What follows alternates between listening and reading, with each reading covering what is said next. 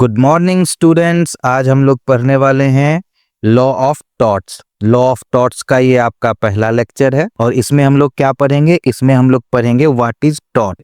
मैं आपको as easy as possible तरीके से इसको समझाने की कोशिश करूंगा।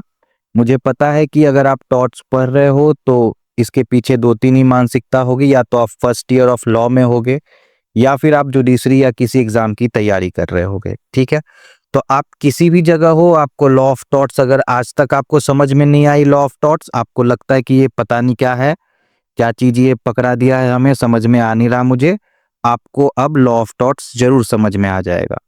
अप्रोक्सीमेटली 12 लेक्चर्स होंगे, पर लेक्चर आपको 20 मिनट से ज्यादा कोई लेक्चर नहीं होगा। ठीक है, आपको लॉ ऑफ टॉट्स समझ में आ जाएगा। ठीक है, चलिए फिर शुरू करते हैं। तो सबसे पहले शुरू करने से पहले मैं आपको ये बता दूं कि यहाँ पे क्या क्या हम लोग करने वाले हैं। तो जो हमारा सीजन 1 है उसमें हम लोग पढ़ने वाले हैं law of torts, constituents of torts, mental elements of torts, who can sue and be sued, strict and absolute liability. Second season में हम लोग डिफेंसेस पढ़ेंगे। ठीक है, थर्ड सीजन में हम लोग पढ़ेंगे लायबिलिटीज। ठीक है, और फोर्थ सीजन में हम लोग पढ़ेंगे स्पेसिफिक टॉर्ट्स क्या होता है, जैसे नेग्लिजेंस, न्यूसेंस, ट्रेसपास, डेफमेशन। और मैं एक लेक्चर लास्ट में लूंगा जिसमें 11 लैंडमार्क केसेस मैं आपको इसके पढ़ाऊंगा जो टॉर्ट्स से रिलेटेड हैं। सिर्फ आपको अगर ये 11 केसेस याद होंगे तो मोस्ट ऑफ द एग्जाम में आपका काम हो जाएगा। तो अब हम लोग देखेंगे डिफिनीशन ऑफ टॉर्ट।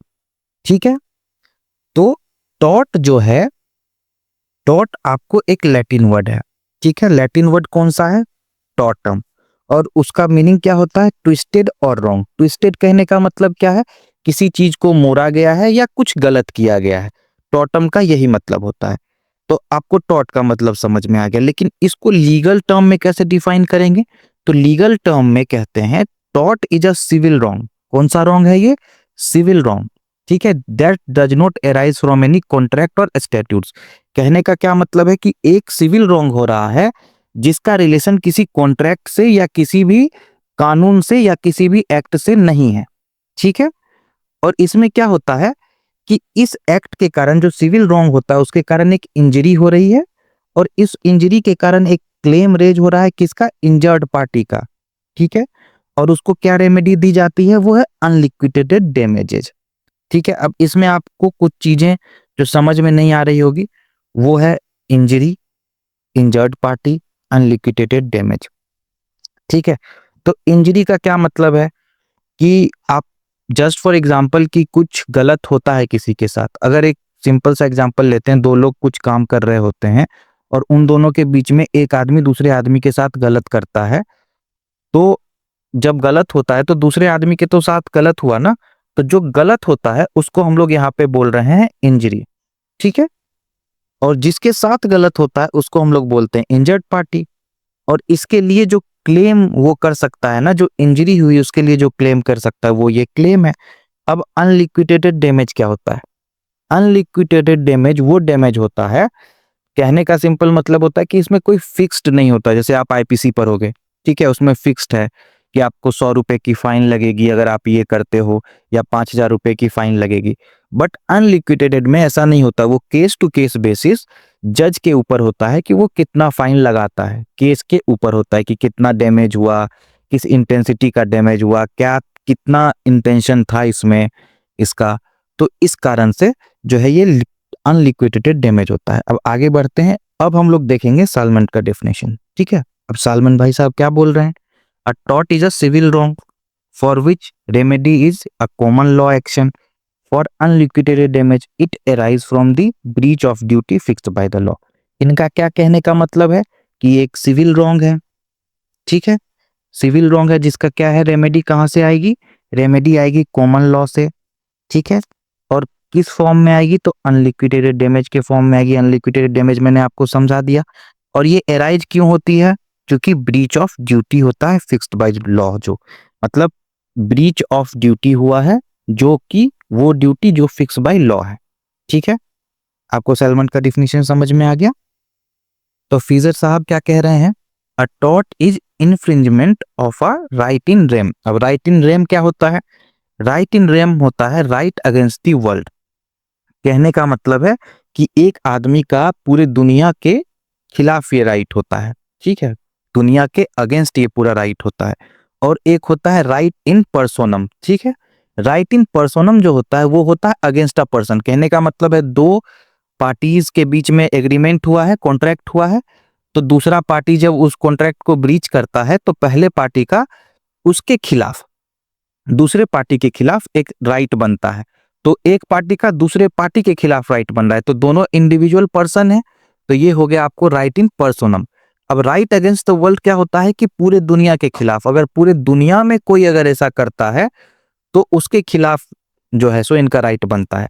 ये आपको नीचे समझ में आ जाएगा। अब मैं आपको एक एग्जांपल देता हूं। अब जस्ट फॉर एग्जांपल आप एक ले लो कि आप एक जो है सो मॉल में जा रहे हो, ठीक है, एक मॉल में आप गए, मॉल में गए शॉपिंग करने। आप शॉपिंग कर रहे थे, शॉपिंग करते टाइम क्या होता है कि जब आप वो शॉपिंग कार्ट लेके जा रहे थे, अचानक से आप फिसल गए, वो शॉपिंग कार्ट आपके ऊपर गिर गया, आपका जो है सो हाथ टूट गया, ठीक है। अब जब आपने देखा तो आप क्यों फिसले, तो आपने देखा कि वो जो फर्श था वो फर्श गीला था, ठीक है, और उस गीले फर्श के कारण आप गिर गए हो। तो अब यहाँ पे आप टॉट के तौर पे सोचो, आप एज ए लॉ स्टूडेंट सोचो कि यहाँ पे क्या टॉट हुआ, ठीक है। तो अब सबसे पहले टॉट को समझने के लिए ना आपको चार चीजें समझनी होंगी। सबसे पहले ड्यूटी। अब इसमें आपको ड्यूटी ढूंढना है, ठीक है। तो आप कहोगे ड्यूटी कैसे ढूंढूंगा। ड्यूटी, आप कहाँ थे, मॉल में थे, मॉल में क्या कर रहे थे, शॉपिंग कर रहे थे, और आप क्यों गिरे, क्योंकि वो फर्श जो है सो गीला था, ठीक है। तो जहां आप शॉपिंग करने गए उस शॉप का क्या, शॉप का कोई रिस्पॉन्सिबिलिटी नहीं है, उसका कोई ड्यूटी नहीं है। हर शॉप की एक रिस्पॉन्सिबिलिटी होती है कि शॉप जो है उसको अपने कस्टमर को प्रोटेक्ट करना है, ठीक है। तो वो ड्यूटी थी। तो जहां पे आपको पानी गिरा हुआ मिला वहां पे पानी गिरा हुआ नहीं मिलना चाहिए था, ठीक है। अब क्या हो जाता है, ब्रीच ऑफ ड्यूटी। अब आपने ड्यूटी ढूंढ लिया, शॉप का क्या ड्यूटी था, प्रोटेक्ट करना, ठीक है, प्रोटेक्ट करना। उसमें आप ब्रीच ऑफ ड्यूटी क्या हुआ, ब्रीच ऑफ ड्यूटी ये हुआ कि वहां पे जो है सो वेट फ्लोर था, वेट फ्लोर था, ठीक है, वेट फ्लोर था। और ना ही वहां पे कोई साइन लगाया गया था वेट फ्लोर का कि आप यहां से ना गुजरे, आप गिरने का चांस है, यहाँ सफाई नहीं हुई है या कोई काम प्रोग्रेस में है उसके कारण ये वेट हो रखा है, ऐसा कुछ नहीं था। आप वहां पे गिर गए, तो यहाँ पे क्या हुआ, ब्रीच ऑफ ड्यूटी हुआ, क्योंकि उनको प्रोटेक्ट करना था, उन्होंने प्रोटेक्ट वो कर नहीं पाए, तो ब्रीच ऑफ ड्यूटी हुआ। तो अब ब्रीच ऑफ ड्यूटी के कारण क्या हुआ, कॉजेशन हुआ, मतलब जो एक्ट हुआ। कहने का मतलब है जो आप गिरे, ठीक है, और आपका जो है सो हाथ टूट गया, ठीक है, हाथ टूट गया। तो जो ये सारी चीजें हुई इससे आपको डैमेज हुआ, ठीक है, ये अपना फोर्थ पॉइंट, आपको डैमेज हुआ, तो आप डैमेज तो क्लेम करोगे ना, आप इसके अगेंस्ट केस कर सकते हो ना मॉल के अगेंस्ट कि भाई मैं तेरे यहाँ शॉपिंग करने आया, तुम्हारी गलती से मैं गिर गया, अब तुम मुझे मेरे इलाज का पैसा दो और मुझे जो भी नुकसान हुआ इस इलाज करवाने के दौरान अब उसका जो है सो तुम कंपनसेशन दो। आप कर सकते हो ना केस इसके लिए। तो बेसिकली यही टॉट है। यहाँ पे आपने देखा, यहाँ पे किसी का कॉन्ट्रेक्चुअल रिलेशन नहीं है, आपने मॉल के साथ कोई कॉन्ट्रैक्ट नहीं साइन कर रखा था कि मैं तुम्हारे यहाँ शॉपिंग करने आऊंगा तो तुमको बचा के रखना। ये एक राइट है, ऑटोमेटिक राइट है, ठीक है। अगर वो मॉल खोलता है तो उसका एक ड्यूटी होता है, ठीक है, और उस ड्यूटी को अगर वो फॉलो नहीं कर पाएगा तो वो जो है सो टॉट करेगा, ठीक है। आपको समझ में आ गया इतना चीज। तो सबसे पहला एग्जांपल हम लोग देखेंगे नेग्लिजेंस का। अभी जो मैंने आपको एग्जांपल दिया था जस्ट पहले, वो भी नेग्लिजेंस का ही एग्जांपल था, जिसमें आप मॉल जाते हो और वो सारी चीजें, ठीक है। अब मैं आपको एक और एग्जांपल देता हूं तो आपको समझने में और आसान हो जाएगा, ठीक है। तो अब आप ये मानो कि आप फुटपाथ पे चल रहे हो, ठीक है, आप फुटपाथ पे आराम से चल रहे हो और आपके बगल में रोड पे अपनी गाड़ियां जा रही हैं। वहीं पे एक आदमी जो है सो स्कूटी अपना चला रहा है, फोन पे बात करते हुए स्कूटी चला रहा है, मस्त इधर उधर देख के वो अपना गाड़ी चला रहा है। और इसी दौरान क्या होता है, उसका गाड़ी थोड़ा सा बैलेंस खोता है और आपसे आके लड़ जाता है, ठीक है, उसकी गाड़ी आपसे लड़ जाती है आके। इसमें आपका जो है सो पैर टूट जाता है। तो यहाँ पे क्या होता है कि जो स्कूटर वाला है उसकी ये ड्यूटी है कि वो रोड पे गाड़ी अच्छे से चलाए, फोन पे बात ना करे, ढंग से चलाए। आप तो अपनी ड्यूटी निभा रहे थे, क्योंकि आप अगर पैदल चल रहे हो और आप फुटपाथ पे चल रहे हो, आप तो अपनी ड्यूटी निभा रहे थे। बट उसने क्या किया, उसने नेग्लिजेंस किया अपनी ड्यूटी का। और यहाँ पे क्या होगा, यहाँ पे एराइज हो जाएगा आपको टॉट। ठीक है, आपको यहाँ पे टॉट एराइज हो जाएगा और अब आप उस ड्राइवर को कंपनसेशन के लिए सू कर सकते हो। समझ में आया आपको नेग्लिजेंस का एक और एग्जांपल? ठीक है, एक एग्जांपल और मैं आपको देता हूं ट्रेसपास का। अब आप सोचो कि आपका घर है, आपकी प्रॉपर्टी है, चारों तरफ बाउंड्री है उसके, कोई आदमी उस बाउंड्री में कूद जाता है। ठीक है, कूद के आपके लॉन में घूमने लगता है। अब यहाँ पे ये इंपॉर्टेंट नहीं है कि वो आपके लॉन में घुसा और उसने कुछ चोरी की या नहीं की, क्योंकि वो आपके लॉन में घुसा और वो आपकी प्राइवेट प्रॉपर्टी थी, तो उसका कोई अधिकार नहीं बनता है। ठीक है, आपके प्रॉपर्टी में आपके परमिशन के बिना घुसने का। तो उसने क्या किया, ट्रेसपास कर दिया। ठीक है, और ट्रेसपास करने से क्या हुआ, राइट टू प्राइवेसी और राइट टू प्रॉपर्टी जो है सो आपकी वायलेट हो गई। तो जब आपकी राइट टू प्राइवेसी और राइट टू प्रॉपर्टी वायलेट हुई तो फिर क्या एराइज हुआ, वो हो गया आपका टॉट। और ये कौन सा टॉट हो गया, टॉट ऑफ ट्रेसपास। और ऐसे ही होता है टॉट ऑफ डेफेमेशन, कि कोई आदमी किसी दूसरे आदमी को जो है सो नाम उसका खराब करता है किसी भी तरह से। तो आप एग्जाम्पल पढ़ लेना। ठीक है, मुझे लगता है कि आपको टॉट क्या है इतनी देर में समझ में आ गया होगा। तो चलिए हम लोग आगे बढ़ते हैं। अब हम लोग और आगे बढ़े उससे पहले मैं फर्स्ट लेक्चर में ही कुछ ऐसे टर्म्स जो हैं आपको समझा देना चाहता हूं, जिससे कि आपको टॉट को समझने में आसानी हो। आपने टॉट समझ लिया, अब आपको मैं कुछ टर्म्स समझा देता हूं। ये 6-7 टर्म्स आपको पता होंगे तो आपको टॉट का जो सब्जेक्ट है वो समझने में आसानी हो जाएगा। तो सबसे पहले क्या है, टॉर्शियस एक्ट। ठीक है, तो टॉर्शियस एक्ट क्या होता है, अ wrongful एक्ट और omission that give rise to a टॉट। तो अभी तक जितना आपने पढ़ा उसमें आपको कोई टॉर्टियस जो एक्ट है वो आपको समझ में आ रहा है? समझ में आ रहा है तो कमेंट में बताइए। कमेंट करेंगे तो मुझे भी पता चलेगा कि आपको समझ में आ रहा है। ठीक है, तो मेरे हिसाब से जो वेट फ्लोर था, ठीक है, और जो एक बंदे ने ट्रेस पास किया, ठीक है, और एक जो नेग्लिजेंस से स्कूटी चला रहा था, ये सारे कौन से एक्ट हो गए, ये आपके हो गए टॉर्टियस एक्ट। ठीक है, अब उसके आगे बढ़ते हैं। दूसरा टर्म क्या है, प्लेंटिव। प्लेंटिव क्या होता है, प्लेंटिव वो आदमी होता है जो केस फाइल करता है। तो इस जो पूरे सिनेरियो में, टॉर्ट के सिनेरियो में केस कौन फाइल करेगा, जिसका क्लेम है। ठीक है, तो प्लेंटिव को हम लोग क्या बोल सकते हैं, क्लेमेंट। प्लेंटिव को हम लोग क्या बोल सकते हैं, क्लेमेंट भी बोल सकते हैं। तो प्लेंटिव कौन हुआ, वो बंदा जिसका डैमेज हुआ है। ठीक है, डिफेंडेंट। डिफेंडेंट कौन होता है, डिफेंडेंट वो बंदा होता है जो आके डिफेंस करेगा। कहने का क्या मतलब है कि आप कोर्ट जाओगे और आप कोर्ट में उस स्कूटी वाले पे केस करते हो, तो आप क्या बन गए, प्लेंटिव बन गए, और स्कूटी वाला क्या बन गया, डिफेंडेंट बन गया। क्यों बन गया, क्योंकि आप जाके बोलते हो कि ये नेग्लिजेंस कर रहा था और ये जो है सो बिना देखे फोन चलाए स्कूटी चला रहा था अपना। तो आपने क्या किया, उसके ऊपर एक एलिगेशन लगा दिया। अब उस एलिगेशन को डिफेंस तो वो करेगा ना कि ऐसा कुछ नहीं था, आप कैमरा चेक करवा लो, रोड पे लगा हुआ कैमरा, मैं नहीं, यही रोड पे चल रहा था, ये फुटपाथ पे चल ही नहीं रहा था। तो वो अपना डिफेंस देने आएगा। तो वो डिफेंस देने आएगा तो वो कौन कौन हुआ, डिफेंडेंट हुआ। समझ गए, प्लेंटिव डिफेंडेंट आपको समझ में आ गया। तो हमारा चौथा टर्म, टॉर्ट फीजर।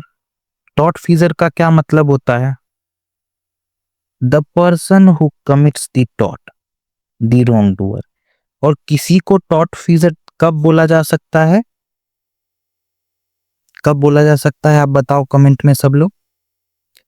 टॉर्ट फीजर किसी को तब बोला जा सकता है जब वो अपराध जो है सो सिद्ध हो जाता है। और अगर नॉर्मल केस में बात करें तो उसी को हम लोग कन्विक्ट बोलते हैं। जो कन्विक्ट होता है, ठीक है, कन्विक्ट कौन होता है? जिसपे अपराध सिद्ध हो जाता है, उसको सजा मिल जाती है कोर्ट से। उसी तरह टॉर्ट फीजर वो होता है जिसको कोर्ट मान लेती है कि इसी ने टॉर्ट किया है। समझ गए आप इतनी चीज को? अब अपन आ रहे हैं 5वां पॉइंट, जो अपना है इंजरी। इंजरी क्या है? अ लीगल हार्म और violation of a legal right. ठीक है, एक लीगल हार्म हुआ या वायलेशन लीगल राइट का हो गया। जरूरी नहीं है कि वो फिजिकल ही हो। जैसे कि वो ट्रेसपास के केस में देखिए, वो बंदा जो है सो जो फेंस है उसको कूद के इस तरफ आ रहा था। यहाँ पे किसी को फिजिकल हार्म नहीं होता है, बट राइट टू प्राइवेसी और राइट टू प्राइवेट प्रॉपर्टी का क्या होता है? वायलेशन हो जाता है। तो यहाँ पे क्या इंजरी हुई। अब डैमेजेज, तो यहाँ पे डैमेजेज का मतलब होता है कि एक्चुअल लॉस क्या हुआ। ठीक है, जैसे इस केस में जब ये बोला जाए कि आपका पैर टूट गया, ठीक है, तो पैर टूट गया ये आपका दिख रहा है, ठीक है, ये आपका एक फिजिकल चीजें हैं। तो आपका पैर टूटना एक फिजिकल लॉस हो गया। पैर टूटने के कारण हो सकता है कि आप जॉब के इंटरव्यू पे जा रहे थे, उस इंटरव्यू पे आप नहीं पहुंच पाए, तो आपको उस कारण से वो जॉब नहीं मिल पाया, और जॉब नहीं मिल पाया, आपका घर नहीं चल पा रहा है, आपको लोन लेना पड़ रहा है पैर ठीक करवाने के लिए, अपने आप को सस्टेन करने के लिए, तो आपको फाइनेंशियल लॉस भी हो गया। ठीक है, तो डैमेजेस तीनों टाइप के हो सकते हैं, और इन सब के दौरान जो आपका मेंटल स्टेटस था, तो इमोशनल लॉस भी हुआ। ठीक है, तो तीनों टाइप का लॉस आप डैमेजेस समझ गए। और लीगल रेमेडी, लीगल रेमेडी क्या है कि भाई आपको इसके एवज में क्या कंपनसेशन मिलेगा। Basically relief provided by the court, उसी को हम लोग लीगल रेमेडी बोलते हैं। तो आप ये 7 टर्म्स समझ गए हैं, तो अब आपको लॉ ऑफ टॉर्ट समझने में आगे आसानी होगी। ठीक है, चलते हैं हम लोग आगे। तो अब हम लोग देखेंगे कैरेक्टरिस्टिक ऑफ द टॉर्ट। तो टॉर्ट का कैरेक्टरिस्टिक क्या है? सबसे पहला आपको याद होगा कि ये एक सिविल रॉन्ग है। तो सिविल रॉन्ग का क्या मतलब है? Involve dispute between private parties. दो प्राइवेट पार्टीज हैं, note a crime against the state, state के अगेंस्ट कोई क्राइम नहीं है। दूसरा क्या है? ये राइट इन रेम। ठीक है, एक डेफिनेशन में आपने पढ़ा था कि उन्होंने कहा कि भैया ये राइट इन रेम है। राइट इन रेम का क्या मतलब है? A right enforceable against the entire world, note just a specific individual. कहने का मतलब है कि राइट जो है सो पूरे वर्ल्ड के खिलाफ इन्फोर्स किया जा सकता है, किसी इंडिविजुअल पर्सन के खिलाफ नहीं। ठीक है, तीसरा क्या है? अनलिक्विडेटेड डैमेज है। मैं पहले भी आपको समझा चुका हूं, फिर समझा देता हूं क्या मतलब होता है इसका। They are not fixed by the prior agreement, मतलब कोई डैमेज जो है सो वो फिक्स्ड नहीं है कि भाई इतना, ये पैर टूट गया तो इतना पैसा देंगे, ऐसा कुछ फिक्स्ड नहीं है। क्या होता है? कोर्ट के द्वारा डिटरमाइन किया जाता है, इसीलिए इसको क्या बोलते हैं? Unliquidated damage. और चौथा कैरेक्टरिस्टिक क्या है? पहले से कोई कॉन्ट्रैक्ट होने की आवश्यकता नहीं है टॉर्ट के लिए। समझ में आ गया कैरेक्टरिस्टिक आपको? चलिए आगे चलते हैं। आप लोगों को अगर कोई डाउट हो आप कमेंट में लिखें, आपको मैं जरूर बता दूंगा। तो अब हम लोग देखेंगे टॉर्ट वर्सेस क्राइम। ठीक है, तो सबसे पहले समझते हैं टॉर्ट। टॉर्ट तो आप समझते आ ही रहे हो। ठीक है, तो टॉर्ट क्या है? सिविल रॉन्ग है। अब तो ये याद हो गया होगा आप लोगों को। और ये किस चीज पे फोकस करता है? इंडिविजुअल हार्म पे। ठीक है, बट क्राइम में क्या होता है? ये एक पब्लिक रॉन्ग है। ठीक है, जैसे अगर एक रेप होता है, जैसे निर्भया रेप हुआ था, तो इससे क्या होता है ना कि पूरे पब्लिक में एक डर बन जाता है। तो क्राइम अगेंस्ट पब्लिक है, क्राइम अगेंस्ट स्टेट है, सोसाइटी है। समझ रहे हो बात को आप? कि अगर एक रेप होता है तो वो उस पूरे सोसाइटी को डरा देता है कि पता नहीं रात में निकलना सुरक्षित होगा कि नहीं होगा। ठीक है, रेप चलिए बड़ी घटना है। अब मैं आपको एक छोटा सा एग्जांपल देता हूं। आप जिस इलाके में रहते हो, आपको पता चलता है कि आपके चौराहे के आसपास स्नैचिंग हो रही है।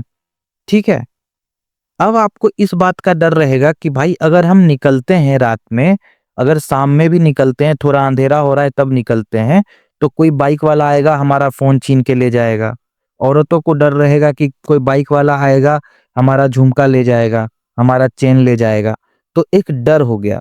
तो जो क्राइम होता है वो अगेंस्ट दिस सोसाइटी होता है, तो क्योंकि society at a large effect होता है। बट यहाँ टॉर्ट क्या होता है? टॉट में एक सिर्फ इंडिविजुअल आदमी इफेक्ट होता है, समझ गए। यहाँ पे पार्टी कौन होता है, इंडिविजुअल वर्सेज इंडिविजुअल। टॉट में इंडिविजुअल वर्सेज इंडिविजुअल होता है, बट क्राइम में क्या होगा, स्टेट वर्सेज इंडिविजुअल होगा। जब भी आप कोर्ट में जाओगे, अभी आप फर्स्ट ईयर लॉ में हो, आप इंटर्नशिप करने जाना, तो आप देखोगे कि वहां पे केस होगा फलाना कुमार वर्सेज स्टेट या स्टेट वर्सेज फलाना कुमार, ठीक है। तो आप वहां देखोगे कि स्टेट लिखा रहेगा, ठीक है।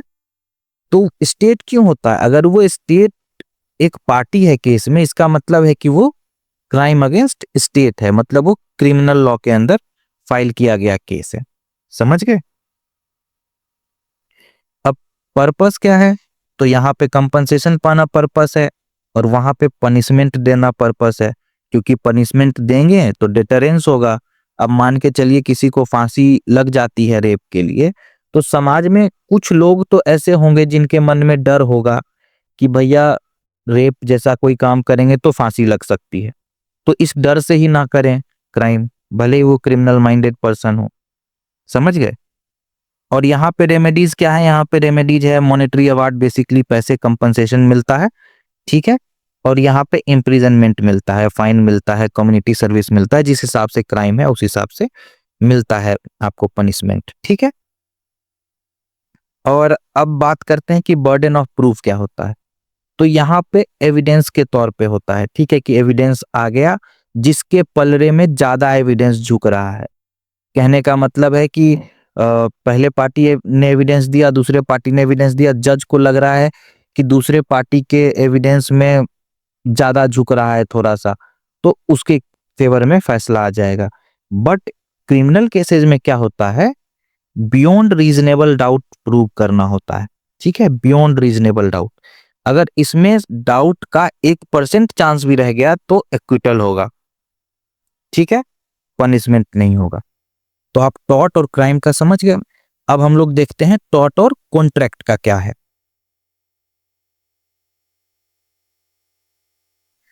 अब टॉर्ट में क्या होता है, duty arises from the law, ठीक है। बट कॉन्ट्रैक्ट में क्या होता है, duty arises from the agreement. Contract में क्या है, दो लोगों के बीच में एक एग्रीमेंट बना है, ठीक है, उसी को तो हम लोग कॉन्ट्रैक्ट बोल रहे हैं ना। तो जो ड्यूटी अराइज होगा वो किससे होगा, उस ब्रीच ऑफ कॉन्ट्रैक्ट से होगा, मतलब उस एग्रीमेंट से होगा। यहाँ डैमेजेज क्या होगा, वो अनलिक्विडेटेड होगा, और यहाँ पे क्या होगा, लिक्विडेटेड होगा। कहने का क्या मतलब है, कॉन्ट्रैक्ट में पहले से ही कंपनसेशन तय होगा कि अगर आप हमारे पास जॉब करने आते हो तो 1 साल का आप बॉन्ड भरोगे, 1 साल का कॉन्ट्रैक्ट होगा हमारे बीच में। अगर आप कॉन्ट्रैक्ट तोड़ के बीच में जॉब छोड़ते हो तो आपको 2 महीने की सैलरी जो है सो हमें पे करनी पड़ेगी, समझ रहे हो बात को। तो ये पहले से डिसाइडेड है। तो टॉर्ट और कॉन्ट्रैक्ट का डिफरेंस, टॉर्ट और क्राइम का डिफरेंस, आपको ये चीजें समझ में आ गई। एग्जाम्पल्स मैंने आपको ऊपर ही दे दिया था, यहाँ पे मैं एक बार इसको दिखा देता हूँ, आप स्क्रीनशॉट ले लो पढ़ने के लिए, ठीक है। इस लेक्चर में इतना ही रखेंगे। नेक्स्ट लेक्चर में अब हम लोग पढ़ेंगे कंपोनेंट्स ऑफ टॉर्ट के ऊपर हम लोग ध्यान देंगे। तो नेक्स्ट लेक्चर के साथ मैं आपके पास जल्दी आता हूँ। Thank you everyone for joining the class and please like share subscribe my channel. आप लोग सब्सक्राइब नहीं करोगे तो फिर आप लोग को वीडियो नहीं मिलेगा, और आप लाइक करोगे तो मुझे मोटिवेशन मिलेगा। Thank you for joining once again. Tata, bye bye, take care.